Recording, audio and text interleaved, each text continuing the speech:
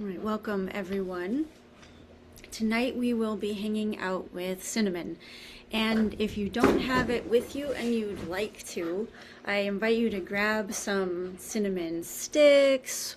Yeah, anything you want that has cinnamon in it. Yeah.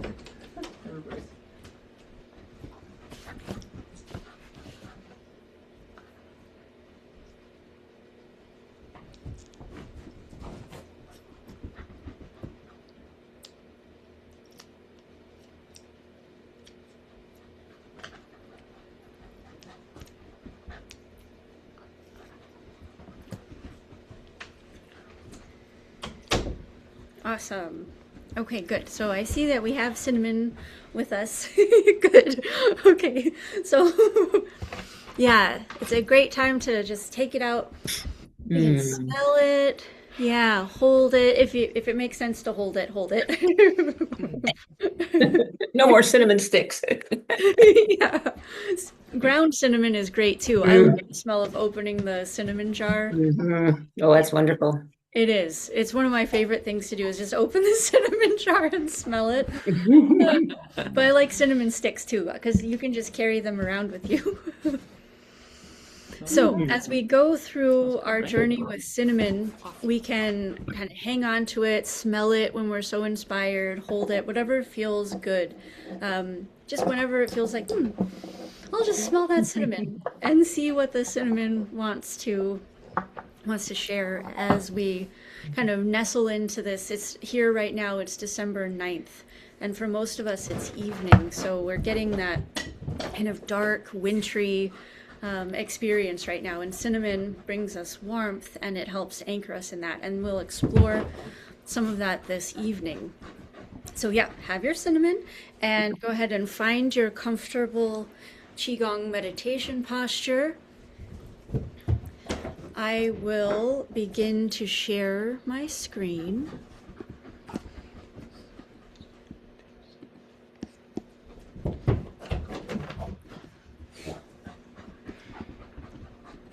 All right, so we will begin as we do with Dr. Pong's 8 verses, and we'll just refine our posture a little bit, feeling the sits bones, the bottoms of the feet rooting to the earth, the spine lengthens, the chin tucks just a little as we straighten up to the sky, rolling the shoulders and just relaxing into our time together.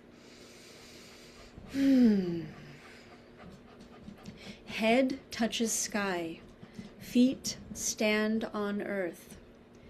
Body relaxes and the mind expands. Be respectful and quiet. Mind is clear and appearance is humble. No distracting thoughts. Mind expands into infinite space. Feel the mind shining into the body deeply and inwardly. Entire body is harmonized with qi. Harmonized with qi. Cinnamon is a spice made from the dried inner bark of tropical evergreen trees or shrubs. We can see the inner bark here in this photo, and it looks, if we have cinnamon sticks with us, or I'm sure we all know what they look like, we can kind of see a sense of that in this photo. And the genus of these evergreen trees is Cinnamomum, and they are within the Lauraceae or laurel family, so bay leaves. So we're familiar with the family also. Cinnamon trees are native to Sri Lanka, India, Bangladesh, and southern China. And they prefer humid, hot weather with consistent rainfall, hence the tropical element. And the average cultivated cinnamon tree is about 30 to 50 feet tall, while wild cinnamon trees can reach around 65 feet. And we see a beautiful cinnamon tree here. They have aromatic bark, leathery leaves, small white or pale yellow flowers, and dark purple berries. And we get examples of all of that in these slides. We're most familiar with their bark, but they have all of these elements. And there are two primary cinnamon varieties, though there are others, but these are the most common, and we'll be familiar with these. There's Cinnamomum verum, or Ceylon cinnamon. Sometimes it's referred to as true cinnamon. And it's a milder, more delicate variety that's native to Sri Lanka. And then the other one is Cinnamomum cassia, cassia cinnamon. And it is native to China and Southeast Asia. And cassia is stronger, more pungent, and it's the most common type of cinnamon sold worldwide. So we've likely encountered both varieties of these cinnamon. Let's see. The cinnamon tree inner bark is the source of the spice that has been treasured worldwide for thousands of years. And cinnamon bark naturally curls into quills, rolls, or sticks when stripped and dried. So these cinnamon sticks that we experience, this is what happens after the inner bark has been removed. It just curls up like this. And cinnamaldehyde is what gives cinnamon its distinctive aroma and flavor.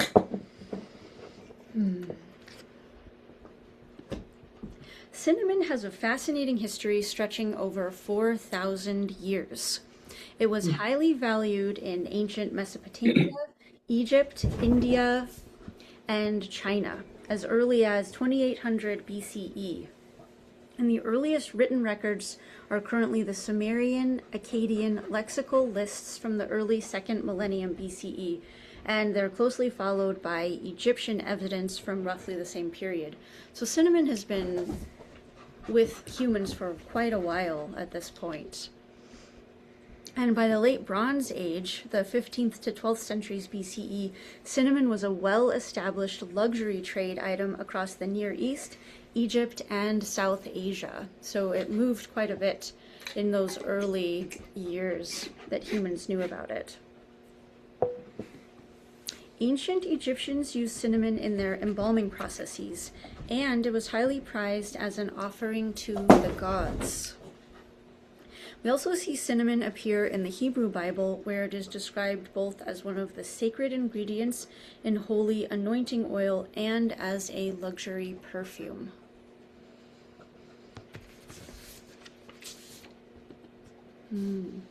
The amounts traded in the ancient world were tiny, so along those trade routes, they just carried a little bit of cinnamon. A few kilograms per year reached the entire Near East, so it's really not very much. And the origin, as we learned earlier, Sri Lanka or southern India or southern China, was unknown to consumers. So this powerful, potent warming spice came through these trade routes, and people didn't know from where it originated. And this happened partly because middlemen, South Arabian tribes, Dilmun merchants, or punt sailors, they kept the supply chain mysterious and fragmented to protect their trade. And we see this interestingly in Herodotus, who famously repeats tall tales about cinnamon being guarded by giant birds in Arabia. And it was a myth deliberately spread by traders to hide the real Sri Lankan source. So there were these big stories around cinnamon sticks, like birds keeping them in their nests and protecting them. So people really didn't know where cinnamon came from. And so it traveled, so the cinnamon traveled via trade routes from Asia and the Middle East all the way into Europe, making its way to the Greeks and the Romans. And the Greeks and the Romans believed cinnamon had magical powers. And they also used it in perfumes and considered it an aphrodisiac. The cinnamon was so rare and valuable that it was often considered more precious than gold. For example, the Roman naturalist and historian Pliny the Elder wrote in his natural history book, "For a pound of cinnamon, 1,000 denarii are charged, a price that was once increased fivefold. It is remarkable how much more highly it is valued than gold, although gold is eternal while cinnamon is consumed in use." So cinnamon was very expensive in its early years. And it also appears in traditional medicine, often for digestion, circulation, warmth, and reducing inflammation. In the Chinese tradition, cinnamon, the cassia variety, was mentioned in herbal texts as early as 3000 BCE, and it appeared to be used for treating digestive issues, colds, and to warm the body. Chinese wisdom shared that cinnamon bark moves the blood and awakens the spirit. And if we just take a moment to smell our cinnamon, we'll feel, at least I'm feeling it, awaken my spirit. Whenever I smell cinnamon, I always want to kind of like smile and just let it fill me, so that it really rings true, the warming the body, awakening the spirit, and moving the blood. And in Ayurveda, they have cinnamon stimulating circulation, supporting digestion, and balancing energies. It's also considered a warming, vitality-promoting spice called sweet fire, balancing warmth with sweetness. We can even smell the warmth and the sweetness. In Persia and the Middle East, cinnamon was prized for nerve pain, coughs, heart conditions, and incorporated into perfumes and tonics. In medieval and Renaissance Europe, cinnamon became a luxury medicine used for sore throats, coughs, and as a preservative. Apothecaries prescribed it for melancholy and digestive complaints. Yep, melancholy.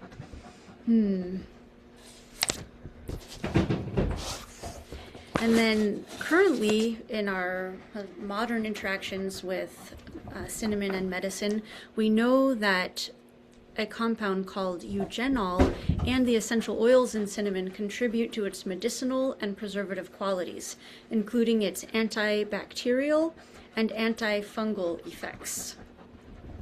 Current studies also suggest cinnamon may improve insulin sensitivity and help lower blood glucose. And research shows cinnamon's potential in reducing inflammation and oxidative stress. And some evidence links cinnamon to lower cholesterol and blood pressure. So cinnamon's medicinal value continues today. As we've seen, the inner bark of cinnamon trees is a cultural icon, valued for thousands of years as a spice, trade commodity, and medicine. Its history stretches from ancient Egypt and Asia to modern kitchens worldwide, probably all of our kitchens. It has a warm, sweet flavor and aromatic fragrance that leads to its wide use in cooking and baking, as well as holiday decorations. Like, I know a lot of things are also scented with cinnamon, so it pervades our experiences. Cinnamon appears in sweet dishes such as cookies, cakes, pies, breakfast cereals, and hot drinks like tea, cocoa, and eggnog.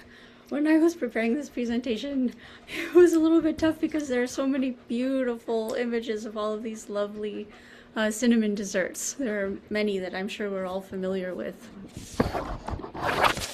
And cinnamon also flavors savory dishes, such as curries, stews. It features heavily in Middle Eastern and Indian cuisine, so it's savory and sweet. Historically, cinnamon flavored and preserved foods such as meats, fruits, wines, and baked goods. Its antimicrobial and antifungal oils helped food stay fresh longer. So they ended up relying on the flavor, but also that preservative quality. So you could have your wine last longer, or your meats, anything that you were preserving. Add some cinnamon, maybe if you had nutmeg or cloves, and it would help keep the food fresh longer.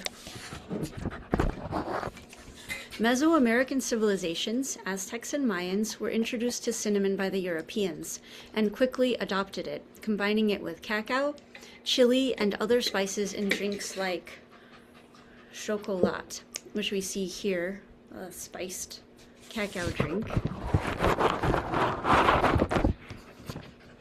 And because it was such a precious commodity, our early mythological associations with cinnamon tend toward holiness, sacrifice, and divine favor. And in the ancient world, we saw that it is also associated with luxury as well as grand gestures of romance. For example, its use in expensive perfumes and bringing warmth. This is different from warmth, though. In ancient China, the spice was associated with the immortals who lived on the Kunlun Mountains, and its use was thought to prolong life and grant lightness of body. In Europe, up until the late 18th and early 19th centuries, cinnamon remained very expensive. But with the expansion of the British Empire, the price dropped dramatically and it became affordable for ordinary households to use it generously at the holidays. And with that, recipes exploded. As we saw earlier and as we've experienced in our lives, there are many recipes that include cinnamon. And we also know it pairs perfectly with many northern fall and winter ingredients, such as apples and pumpkin squash. In our last meeting, we hung out with pumpkins, and we saw pumpkin pie and pumpkin pie spice, which cinnamon is the most predominant spice in that mix. And cinnamon became a holiday spice through a mix of history, trade, and tradition. Its rarity made it luxurious, its aroma made it festive, and its warming and preserving qualities made it perfect for winter celebrations and the sustenance to survive winter. By preserving food, it also allowed and enabled us to have food in those scarce, dark months where nothing grows. And then we'll conclude on the slide that we began with, and it sort of captures that festive quality of this sweet, warming spice. And we'll end with a couple of cinnamon sayings. This is a European folk saying. We can smell our cinnamon. Where cinnamon lingers, joy follows. Where cinnamon lingers, joy follows. And a Middle Eastern proverb states, cinnamon warms the heart and clears the mind.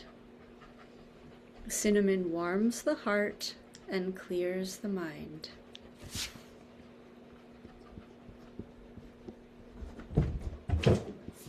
All right, that's what we have on cinnamon tonight. Oh. Yeah, thank you, everyone. If anything wants to be shared about cinnamon or cinnamon treats or cinnamon and anything fun or festive, yeah.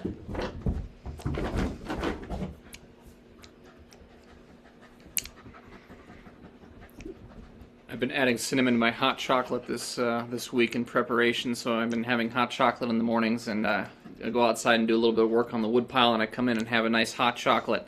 And boy, is that good. It's so good. I wouldn't have thought that cinnamon goes with hot chocolate, but the Mexicans did it, so I thought, all right, I got to give that a try. They're onto something. It's delicious. Yeah.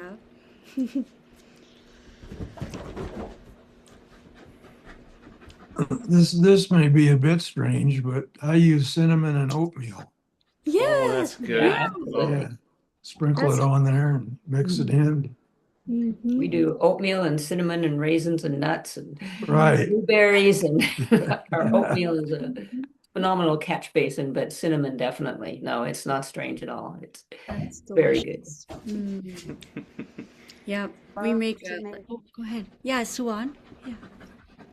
I love to make applesauce, and I put lots of cinnamon and a little bit of nutmeg in. But the cinnamon is the main. It's the main ingredient. For the applesauce. Yeah, absolutely. Cinnamon applesauce is it's so good. When we lived with Alex's parents for a while, and they had a few large apple trees, and we made so much applesauce. It was delicious, and apple butter. And the house, we had crock pots going on all the levels, and it just smelled. It smelled amazing. Yeah. Hmm. Yeah, I've been walking around with these cinnamon sticks for the last several weeks, just feeling I don't know, the warmth and that presence. It feels like a very grounded, but also uplifting. Uh, I Kind don't of just know. want to tape it to my nose, and that might be weird, but it's so good. So I keep smelling it. Mhm.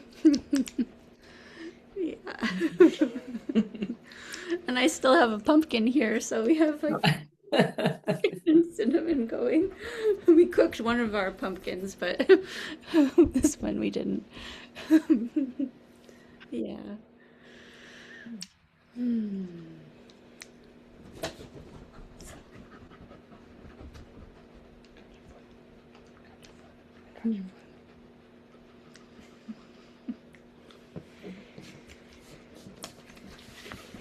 Oh, I know. How do they harvest it and how does that not kill the tree? I don't know. I wondered that, but I didn't. I was like, oh, I I'll know. look it up. Yeah. I'll look it up because, if it's the under bark, I mean, if you strip all that off, you'd kill the tree. So they must, like they do it on cedar in strips. So there must be a certain amount they can harvest without damaging the tree and then it must grow back or something. But I'm curious because, you can't just strip all the bark off and still have a living tree. So, And they don't because they're productive. Their productive life is 10 years. So they oh, must have a way. Yeah, it said in cultivation they are productive for about 10 years. So yeah, they interesting. must have a way to not kill them. Yeah, Well, the main thing with the stripping the bark is you can't girdle the tree. right. You So can do that's long where they strip it up and up down, down. Yeah, then it can still move up that cambium layer. yeah, yeah. And Mm, maybe after 10 years, they've just done it so much it can't do it anymore. I don't I know. wonder that. Yeah. Yeah. Hmm. Hmm. Yep. Yeah.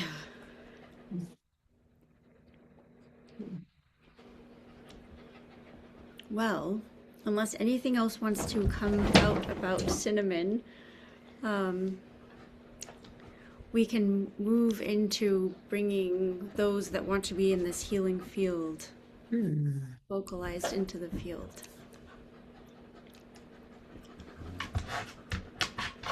Well, I I'd will, like, as always, sorry, go go ahead. ahead. Uh, I will, as always, bring Greg and Sharon and Sally. Greg, Sharon, and Sally. Hmm. Thank you. Hello. My video doesn't work. That stupid little shutter thing on the top.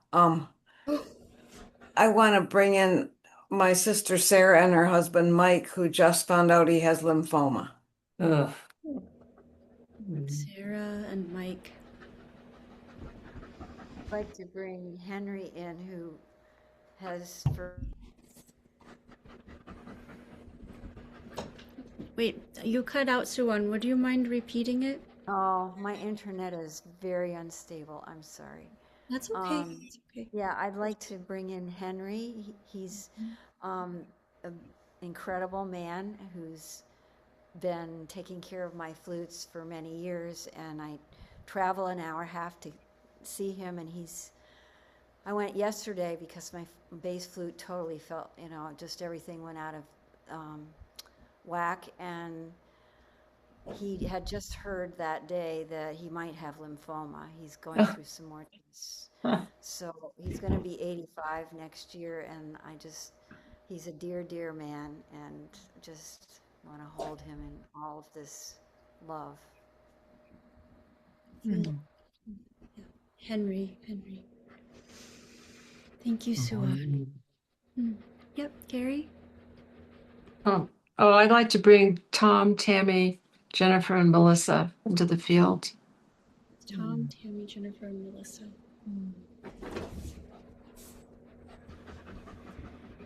Hello. I'll bring Shayna and Phil and the Despacho. Thank you.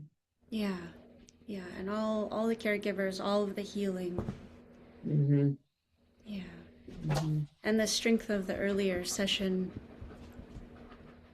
in with our time together tonight. And when with this field of winter and the solstice approaching, just all of that depth and darkness to hold our seeds of healing, our seeds of awareness.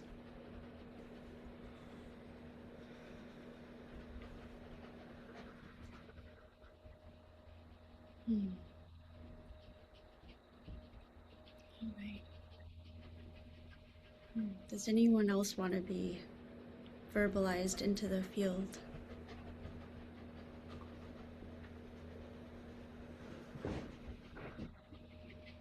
We'll trust that anyone who needs this healing field is here with us now and moving forward.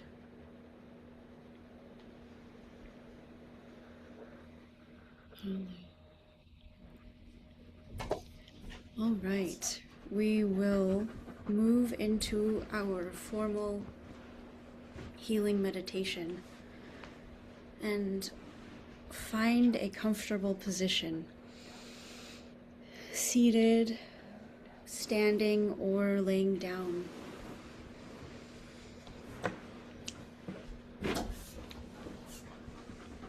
And take your time getting comfortable.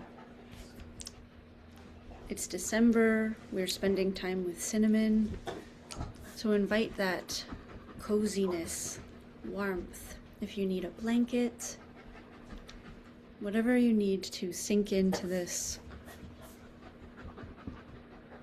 time of year, the evening, perhaps it's windy, maybe there's cold winter rain, or it's snowing.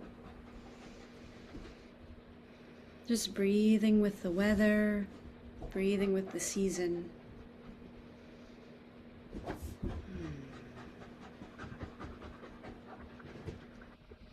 Taking a few deeper breaths, allowing the body to relax, held by the space. Feeling where the body sinks into the surface below, supported.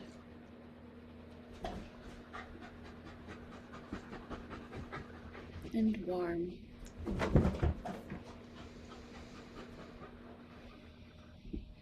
The bottoms of the feet connect into the earth. The earth energy flows up into the feet, through the lower body, up into the spine lengthens. And the crown of the head reaches up through the stars, beyond the moon, into the galaxy, connecting to heavenly energy. And heavenly energy flows in through the crown of the head, filling the spaces of the upper body, flowing down the spine, and mingling with earth energy.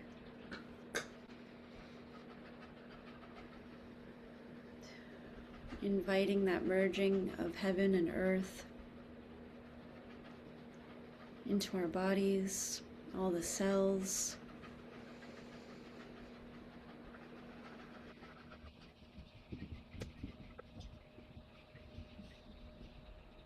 Feeling warmed by this connection of heaven and earth.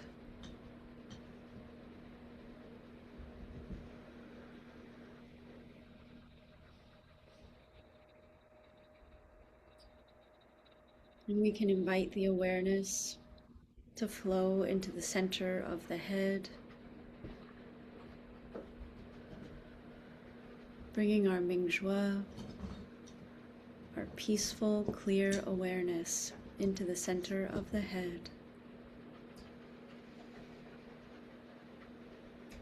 Noticing any thoughts, any sensations. And we can bring into those thoughts, into those sensations, into the center of the head.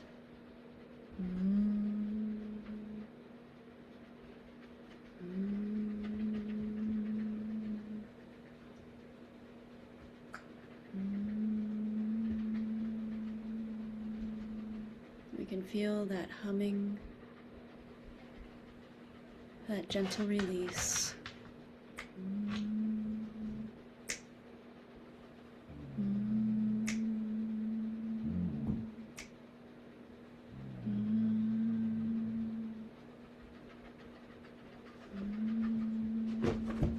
Our awareness can radiate from the center of the head, filling the head inner space.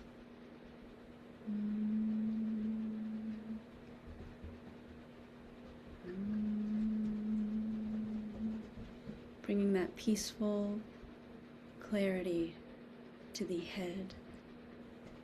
And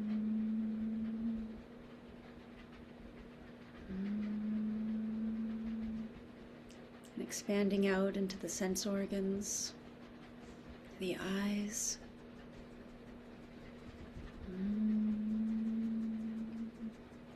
That peacefulness merges with our eyes, relaxing.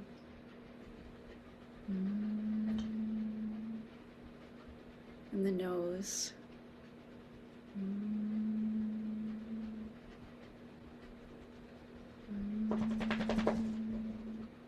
And moving into the mouth, the jaw,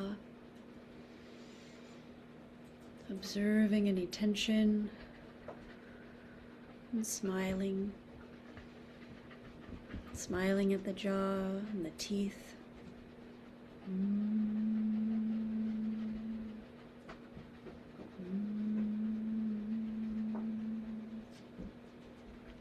Observing that any tension can flow into our clear awareness.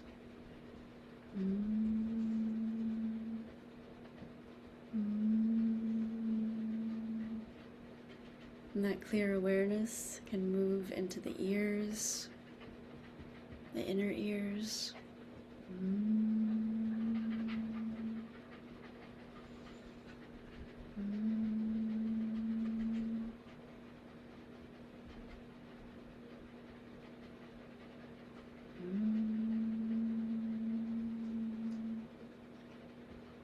And the inner space of the head, all the sense organs. They soften and they relax,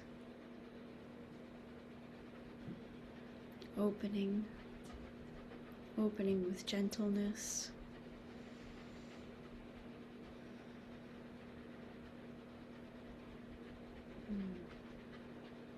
And in that gentle opening, they grow subtler and finer.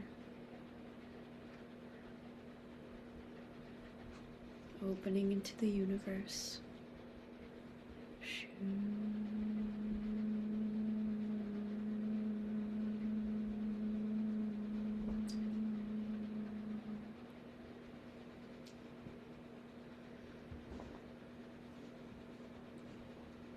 Our Mingjue flows from the head into the neck. That peaceful, clear awareness begins to merge into the neck. And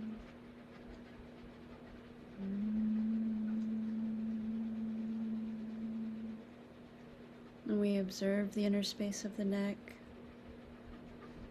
the vocal cords, all the tissues.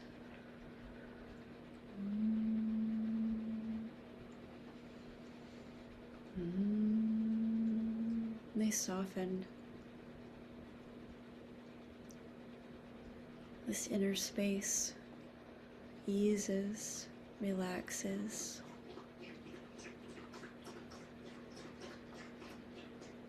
Growing subtler and opening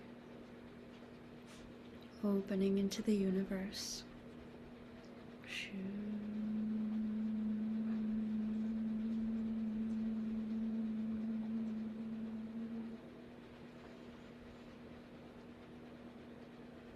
And our Mingjue moves into the shoulders, allowing that peaceful, clear awareness to merge in with the shoulders, observing any tension and softening into that tension.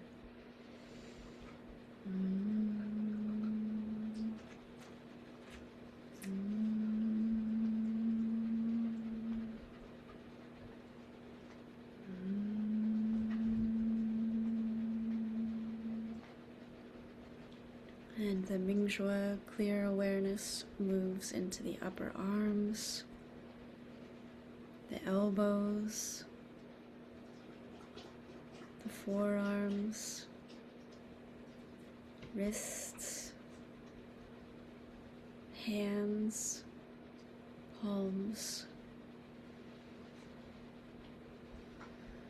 And that pure, clear awareness, peaceful and present, merges with the shoulders, the arms, and the hands,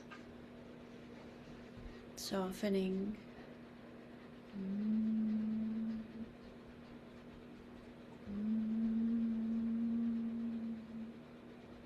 And in that softening, the inner space of the shoulders, arms, and hands open. Open, dissolving, merging with the universe.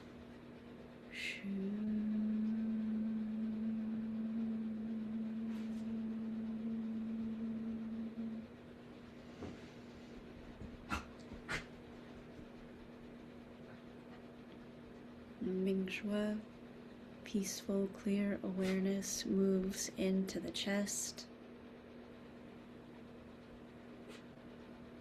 observing the lungs, the breath flowing in and out.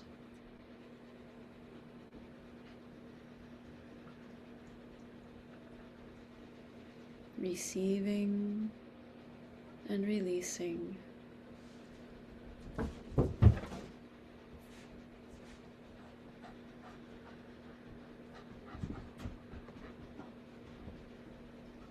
And this peaceful, clear awareness observes the heart.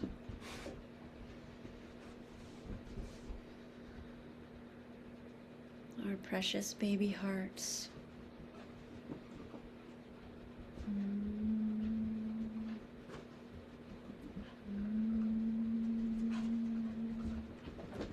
We observe the breasts, all the tissues and spaces of the chest.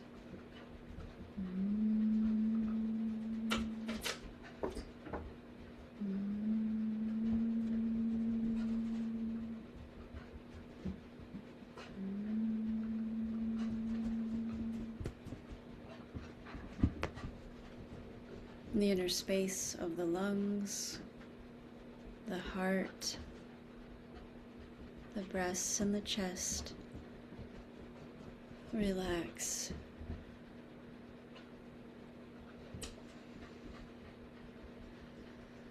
Releasing challenges, the griefs of the day, of the season, inviting them to soften, dissolve, and open, merging with the universe.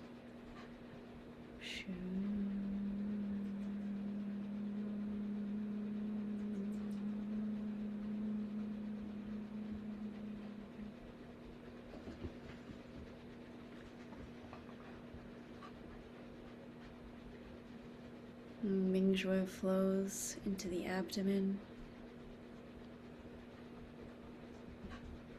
This clear, peaceful awareness gazes at our beautiful organs, the liver, the gallbladder, the spleen.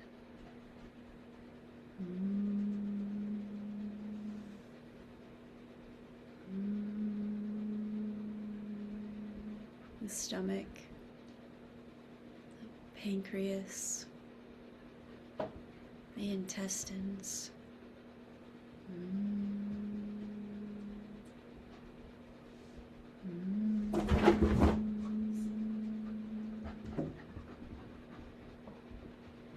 The adrenal glands, kidneys, the bladder.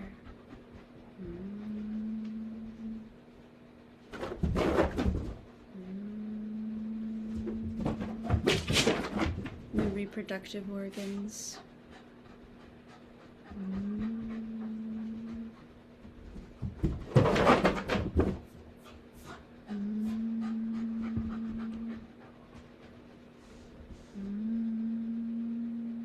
We gaze at the organs. We can breathe into the abdomen, into the lower dantian, inviting this warmth and sweetness of cinnamon, of the season, to flow in and melt any tension, any holding on.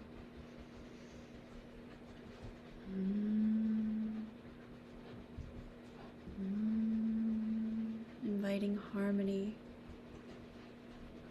harmonious movement,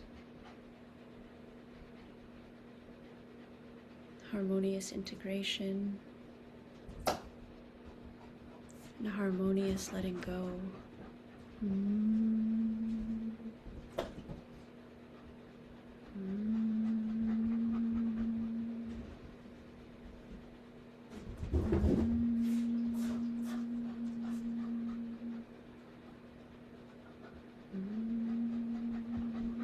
The inner space of the abdomen, all of the organs, relaxing, softening, opening, merging into the universe. Shoo.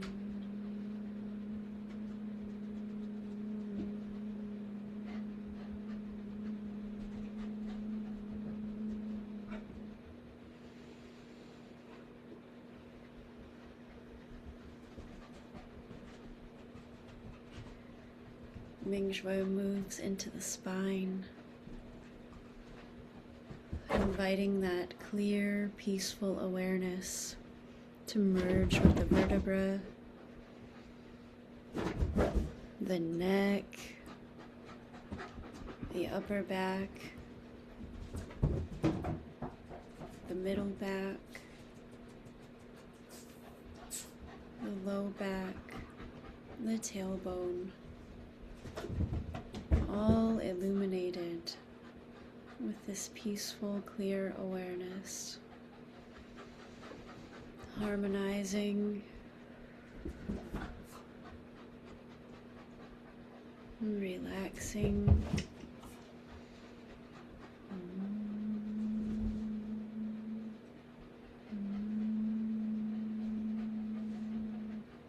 The inner space of the spine opens. And the central nervous system opens.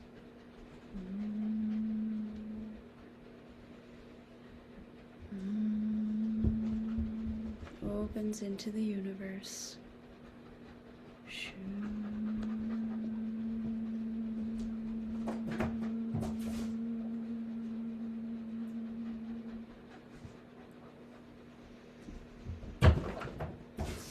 Mingjue moves into the hips. This clear, peaceful awareness observes the pelvis, the sits bones where we anchor, down into the legs, the thighs and knees, calves, shins, ankles, feet, feeling the bottoms of the feet open, connecting with the earth, receiving earth energy, and releasing energy to the earth.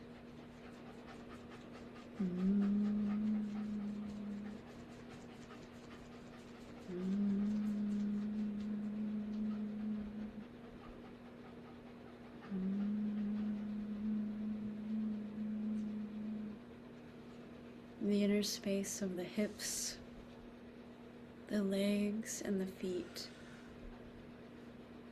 Relaxing, allowing any tension to merge with this clear, peaceful awareness.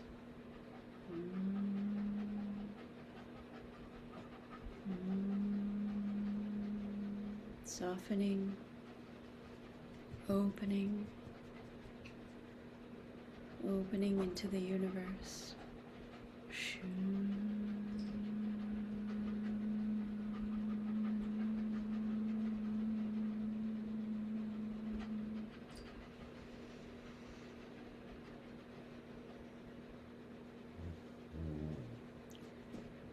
Our awareness, our Mingjue, observes our entirety, our chi entirety, our body entirety, merging whole.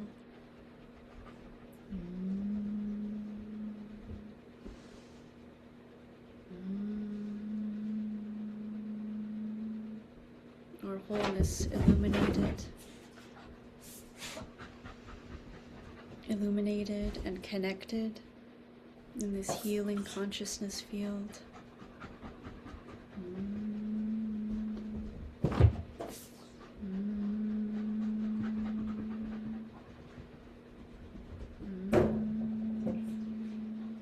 Connected, clear, and warm.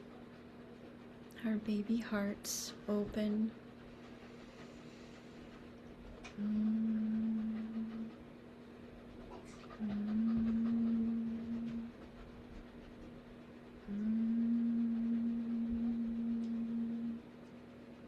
In this wholeness, we open and merge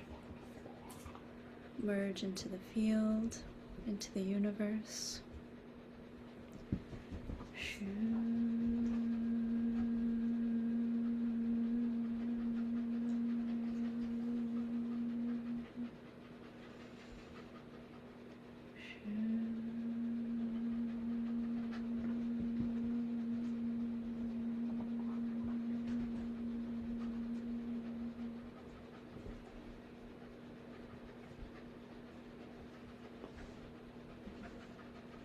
And we bring these open hearts in this healing field to all those, all the loved ones, all the friends, all those in need of extra healing.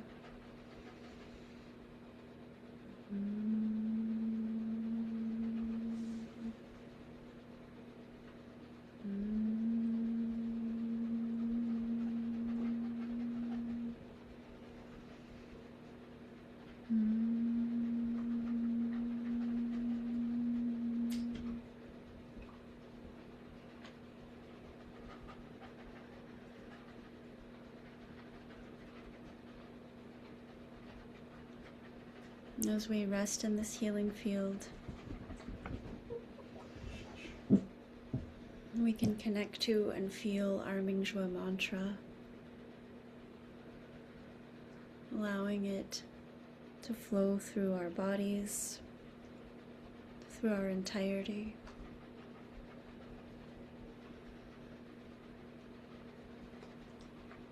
Together we are Mingjue love. We are Mingjue peace.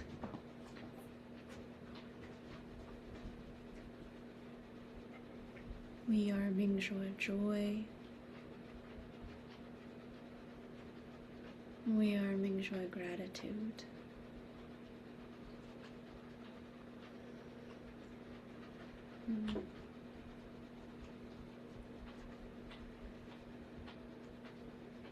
Mingjue love. Mingjue peace. Mingjue joy. Mingjue gratitude.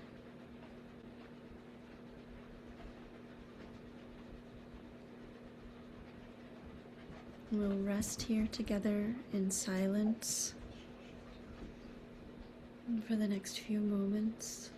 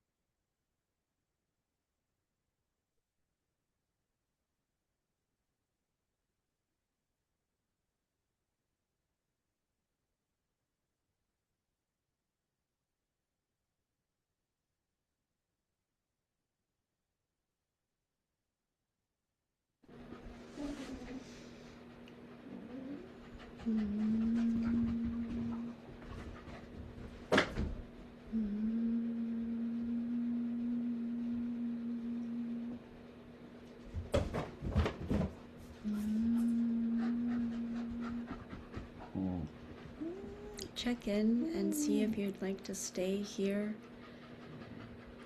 in this healing consciousness field, releasing the formal practice whenever you're ready.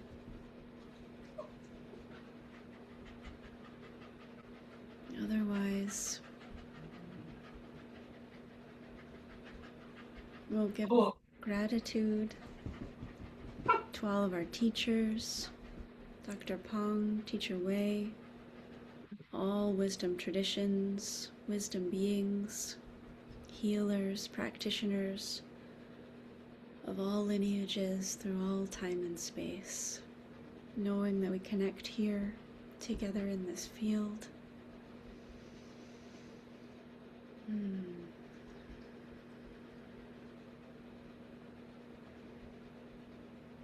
we give gratitude to Cinnamon. And if it feels good, we can set the gentle intention for warm hearts and clear minds tonight and moving forward, especially as the holidays approach, the solstice.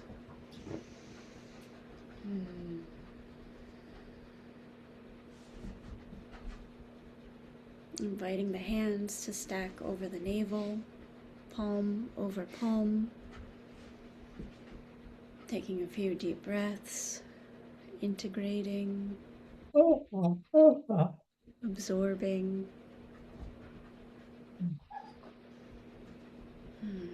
Releasing.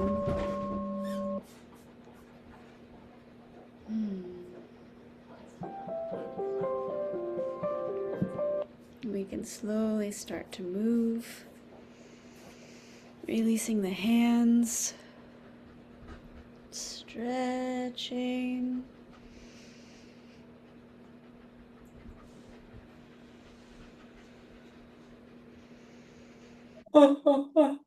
Connecting into our rooms,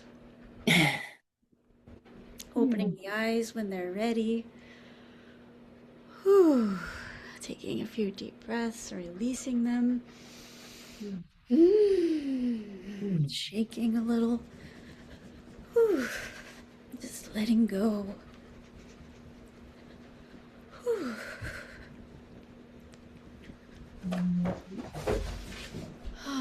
Thank you. Thank you, everyone. Yeah. Thank you, Elizabeth. Yeah, Thank you. Yeah, thank you. As always, it's a treasure to be here with you all, having this time to connect and yeah, thank you. Thank you. Thank you. Yes, we will be back next week. Oh, good. Yes, so I wish you all a lovely night and we will be together soon. Good night, everyone. Good night. Good night. Good Howla. night. Bye.